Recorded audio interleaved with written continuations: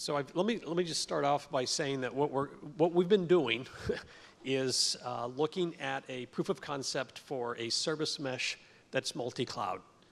And so what I'm going to do, and I've got some of the folks that have been working on the POC, which you can see down in the expo.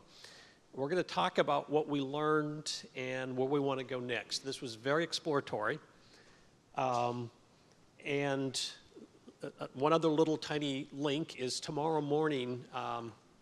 One of the morning sessions will be talking more about the edge cloud. So what I wanted to do is spend 5 minutes connecting the edge cloud to multi-cloud, and multi-cloud to service mesh, and then talk about the POC for a service mesh. So hang on here and stay with me for just a second, and then I'll have everyone introduce themselves.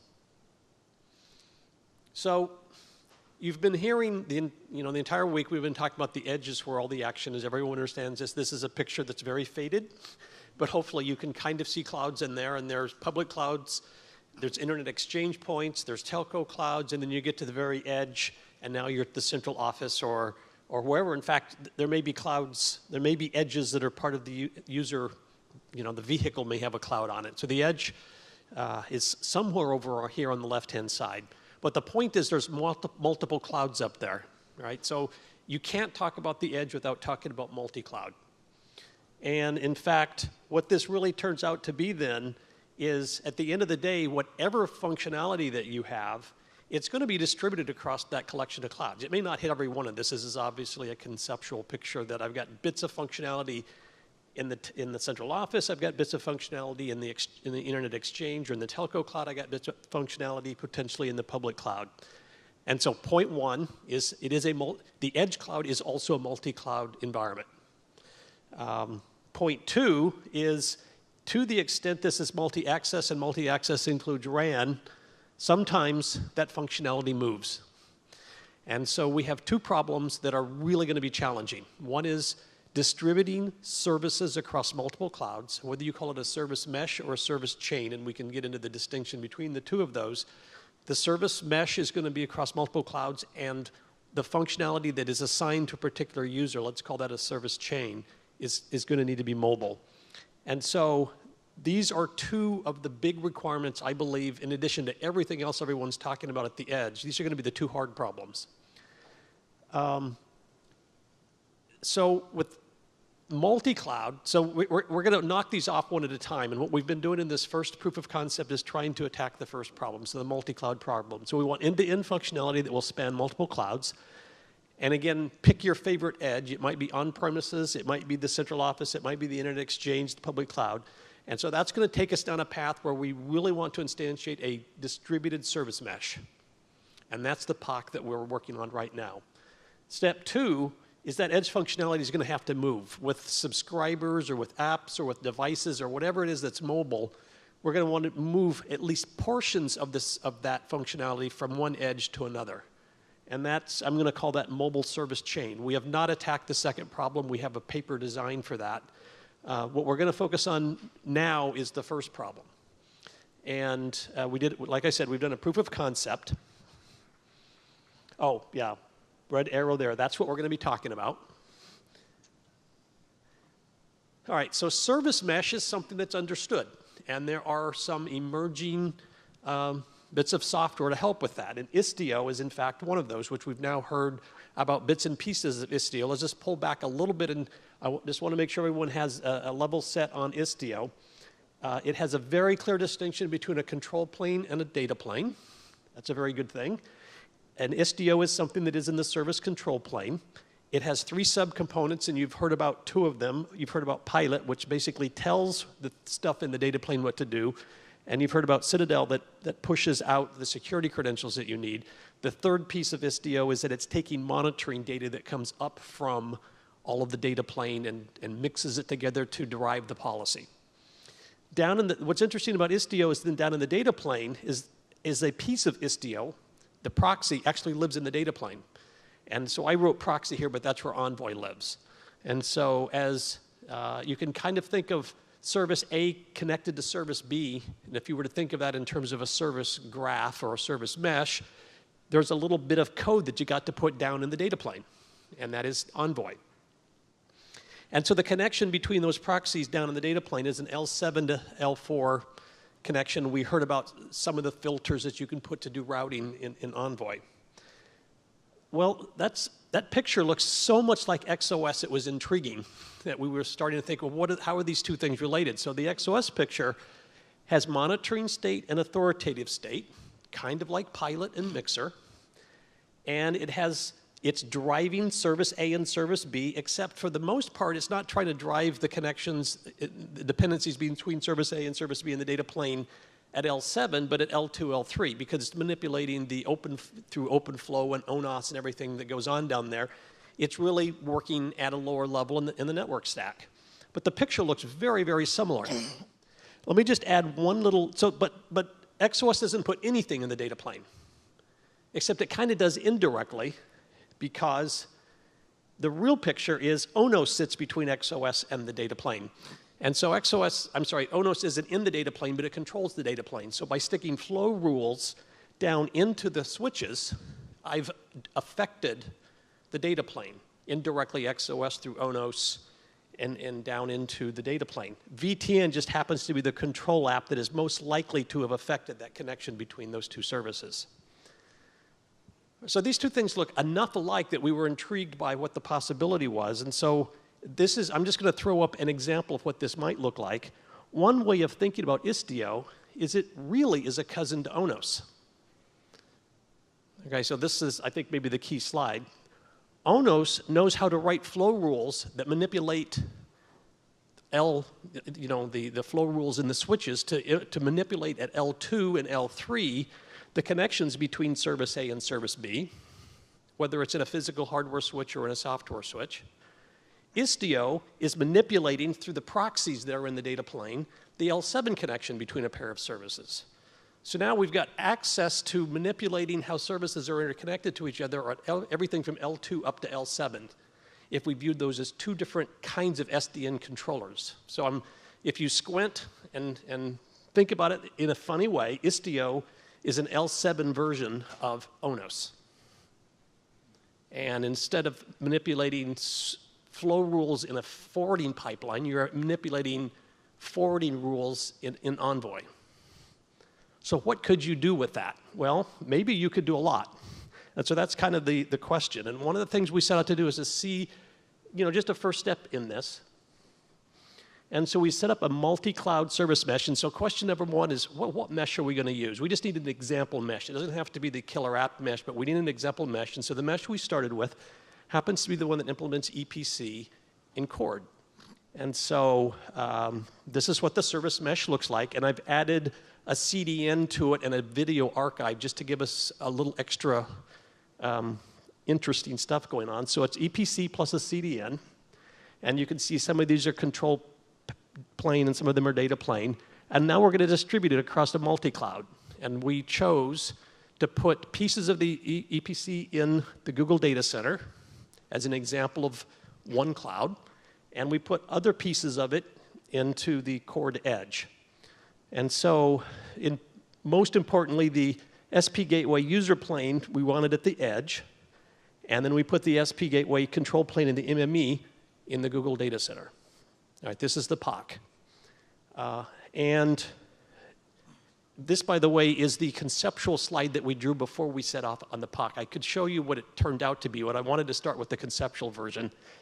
And so Istio is influencing, and I don't show the actual Envoy proxies, but Istio is going to help guide the connections that it's sitting on top of, but the entire thing is a service mesh that's available to us at the XOS level. So this is kind of just a way of thinking about that. The L7 manipulation is part of the service mesh, and the rest of us at a lower layer. And that's, it's a little fuzzy, but that's just the general idea.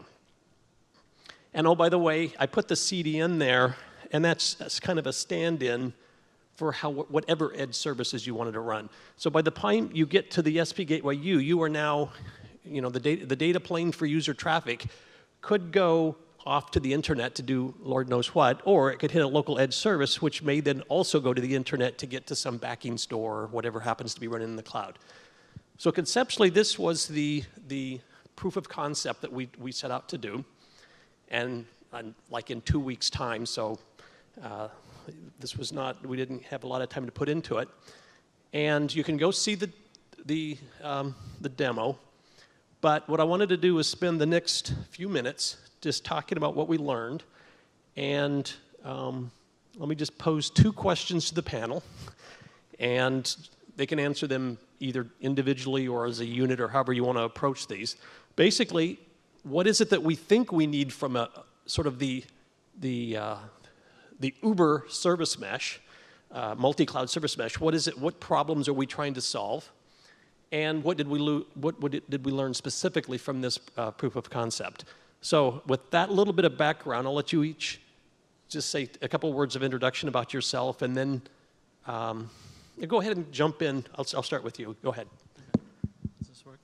Yeah. All right. Am I audible? Okay. So my name is Varun. I'm the founder of Tetrate. We are a service mesh company. We firmly believe in service mesh being a very useful architecture, not just for multi-cloud, but going all the way to edge. So quickly, like my background was I came from Google and started some of these Istio projects. So the concept, there's 2-3 things going on at a high level here. One is up-leveling the conversation to services instead of infrastructure. And industry is going towards a place where things like Kubernetes are standardizing compute, and we are seeing service mesh as a way to standardize networking. What you need for service mesh to truly be multi-cloud and truly being enabling services to be placed anywhere and traffic to be routed on any of the clouds, and Larry was showing 3 of them, is ability to place them where they should be based on, its performance characteristics, cost characteristics, security characteristics, and then route it to dynamically being able to route traffic to the right instances based on where the requests are coming from and what characteristics you need. There's a bunch of hurdles for that. First one, the data plane itself needs to understand a whole bunch of protocols going on, and this is one of the roadblocks we hit in the POC as well. Today Envoy understands a few, but that needs to widen up, especially as we talk about central office and so on. The other one is around telemetry. So there is today L2 level signals and like L7 level signals don't really interact with each other. There is network admins looking at network telemetry and application guys looking at application telemetry, but when you want to correlate, like there is no connection between the two, right? And we see service mesh as a bridge between the 2 worlds which have never met. And how you can make this happen in, let's say, signals coming out of XOS, how can you take them up all the way to Istio, connect them all the way to telemetry coming out of Istio, and connect end-to-end is an extremely interesting exercise. So that's the traffic and telemetry side of mesh. The third side of mesh is security. So Lizanne's whole talk was about that, but how do you give identities to these things, and how do you then, despite all the dynamism and movement, how can you make sure that things are still secure, both in terms of authentication and authorization? So we as a company and as are extremely sort of excited about these like unsolved areas, and just like Larry saw, hey, there is some Istio block diagram and XOS block diagram look very similar. There's something interesting to do, and that's why we jumped in. Hi, everyone. I'm Oz. I'm the chief architect for mobility at ONF.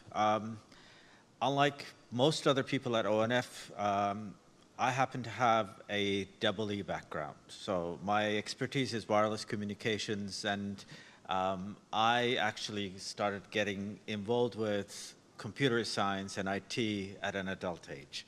But for the longest time, actually, while the industry is moving towards 5G, I've always inherently thought, okay, IT is starting to eat telco. But this demo was really eye-opening for me. It just made me realize, while that may be true, it is not going to be that easy. Cloud native on its own and NFV just don't gel. There is a big disconnect that needs to be handled. With that, let me go back a little bit and talk about sort of what we're trying to do at ONF.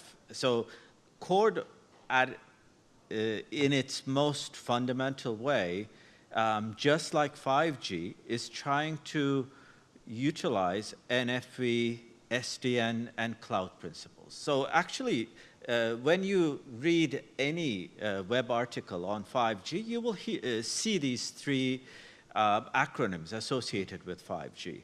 And at the same time, I think we don't even need to discuss anymore for latency sensitive applications and for localization of traffic. Edge is definitely going to be a big enabler for 5G. Chord is really at the intersection of these four big things. So when we started dealing with M-Chord, the first thing that we did was we actually, in the VM world, we converged NFV and SDN quite successfully. So we had actually a programmable fabric for the edge cloud, which was in the beginning OpenFlow programmable. Later on, we actually moved it up to P4 programmability. But the additional thing that we were doing from day one was it wasn't just a physical network that was SDN programmable. It was also the overlay virtual network we actually enabled to be SDN programmable. And we did that by making sure that OpenStack and ONOS actually interfaced really well. But then we said, okay, we need to introduce cloud. So that meant, a cloud-native solution. So that meant migration to Kubernetes. So last year in Barcelona, we had an all cloud-native M-Chord demo. But there, the thing that we never said was the overlay SDN disappeared because Kubernetes wouldn't let us. So that was really the first sort of problem with migrating the 5G NFV world towards cloud native. So that specifically requires actually that either from scratch create a new Kubernetes CNI, which would enable OpenFlow and P4 programmability, or at the very least, start with the existing OVS CNI and add the bells and whistles for a northbound interface that would then let ONOS program it. But that is not there yet. So that is going into this POC, that was already a problem in an isolated fashion. If we're talking about an NFV world, an edge cloud with SDN, SDN and Kubernetes, there is no SDN and cloud native together yet. But moving towards this demo where, okay, we have an edge for 5G, that means we will need multiple edges all around us, and these edges will definitely need to be interfacing the telco cloud and also probably at least one or all of the public clouds. So there, we started from day one running problem after problem. So problem number one, today you have a base station. That base station needs a pre-configuration. And that pre-configuration means you have to let the base station, before powering it up, what the IP address of the MME is. Now that MME, you saw in Larry's diagram, happens to be residing in Google Cloud behind Kubernetes. So we're talking about a globally addressable container with a predefined IP address. You can't do that today. But that needs to happen for the NFV world. So problem number 2, if you have 2 Kubernetes environments, one at the edge and one in centralized cloud, and you need the connectivity, let's say, between SP Gateway U and C, well, these guys happen to be talking UDP. But the eNode B with MME happens to be talking SCTP. And none of these protocols are supported with the Kubernetes ingress today. Why? Because cloud native, by definition, is really optimized for web scale applications, where there is a client-server model. Well, in the VNF world, that isn't the case. It is a bidirectional peer-to-peer communication with lots of different types of protocols. So that means Kubernetes needs to be augmented to support all of them.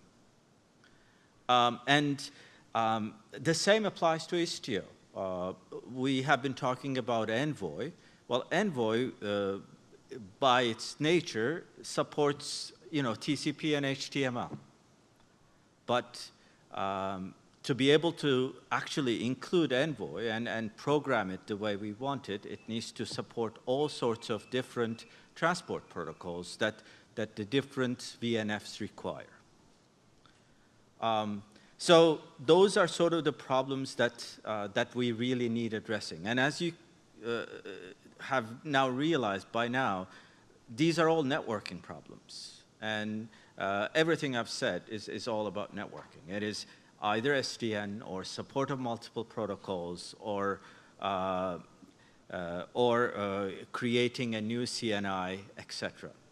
So cloud native needs, while it is eating maybe telco, it needs to sort of disrupt itself a little bit too.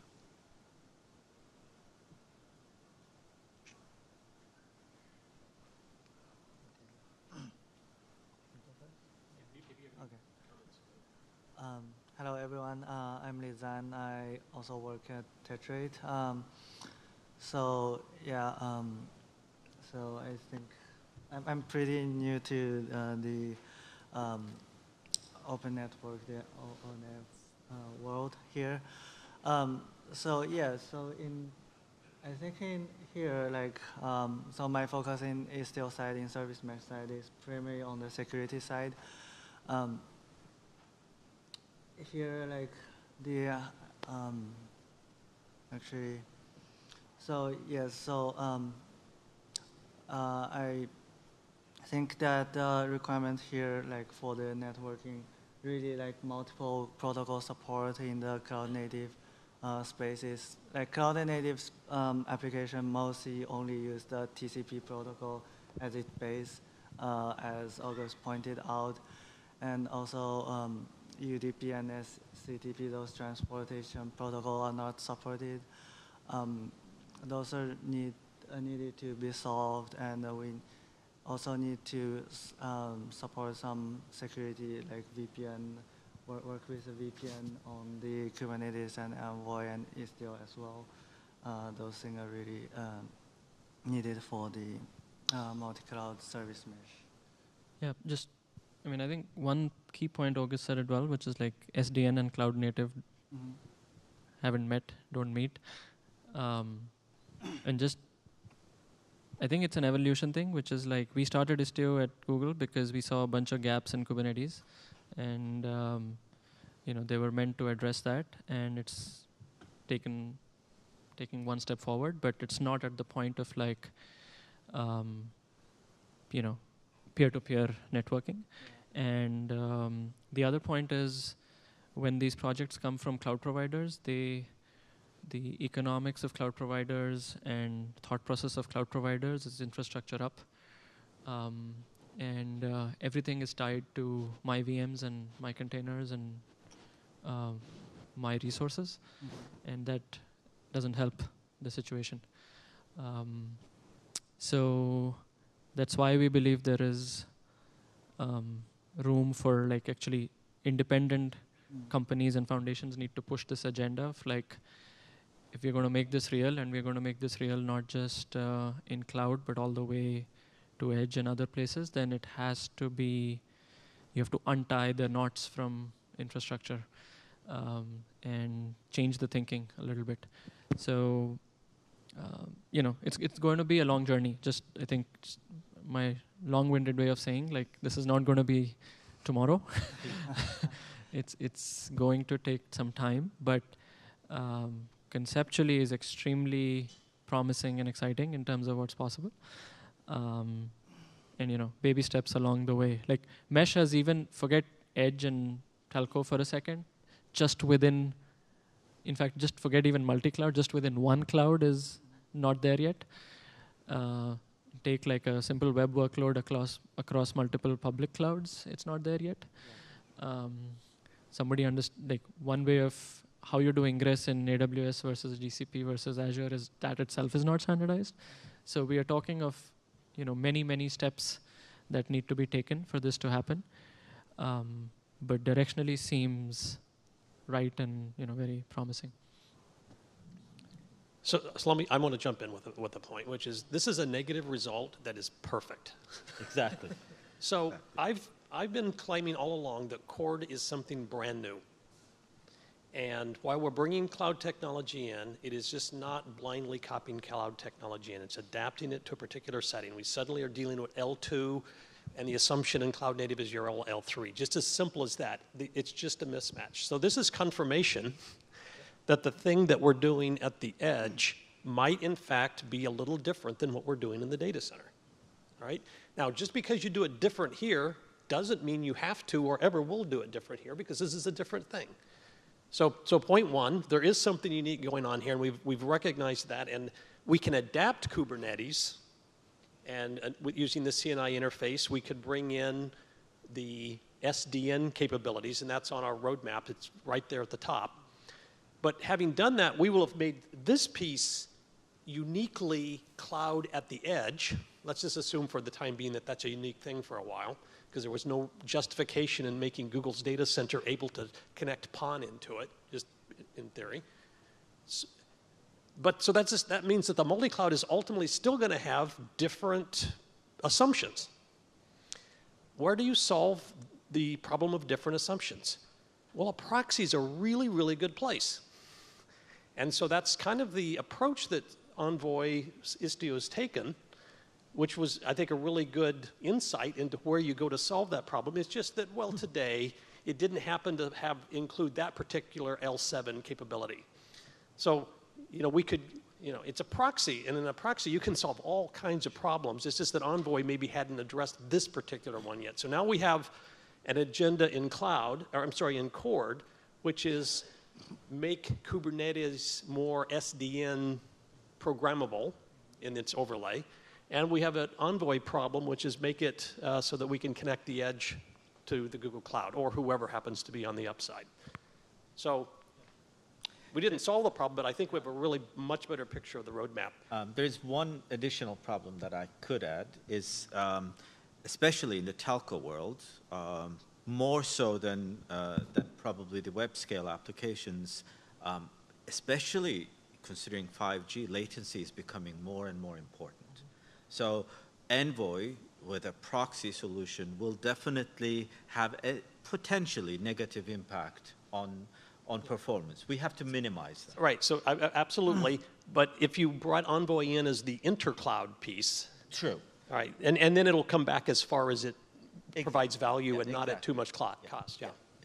Well, so we have to be careful as to where to use it and where not to use it. Yeah, but I want to add one point is that adding a like L7 proxy, it sometimes will mean actually make your latency lower, especially if you consider like encryption since those encryption happens now in the edge between devices, it minimizes the encryption between devices to the where your proxy lives. Okay. So if you have the TLS termination point closer to the end user, then the handshake will be pretty much faster. So it also have the positive impact in those cases. So I want to give folks a chance to come in with a few questions, and then we'll wrap it up. Any questions?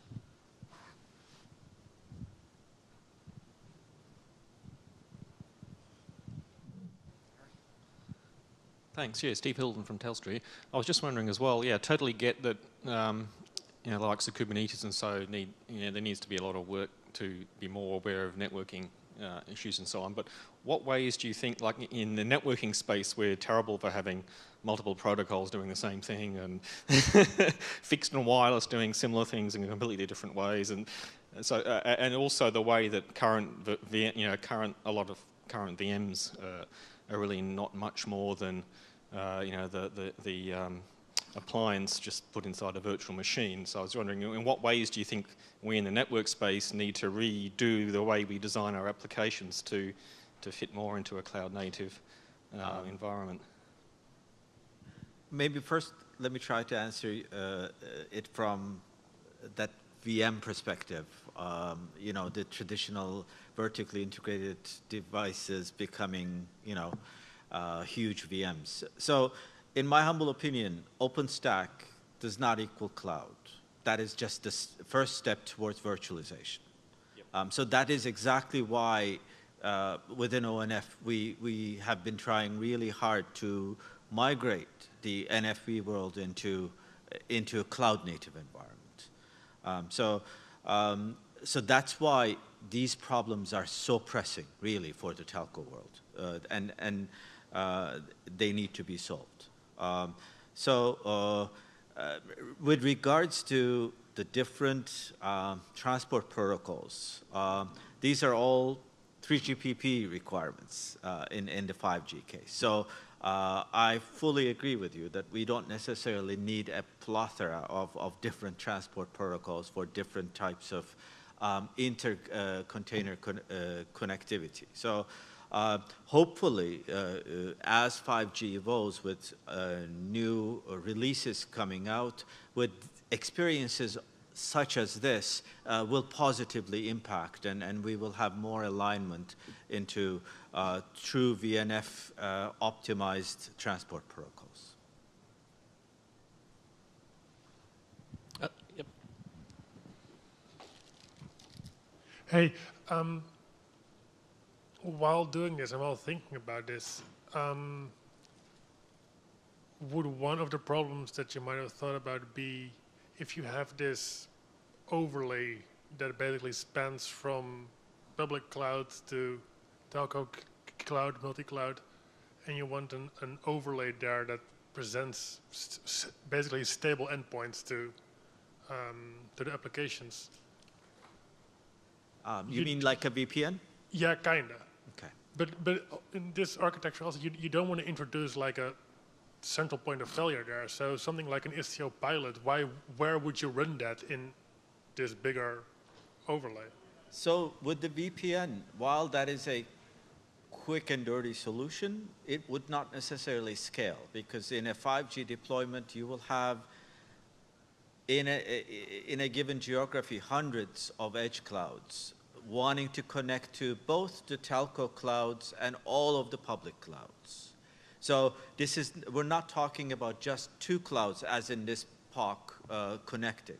This is like a multi-cloud to multi-cloud connectivity we're talking about. And VPN there does not necessarily scale that well. So that's why we need a more concrete solution for this. Okay, thanks to the panel.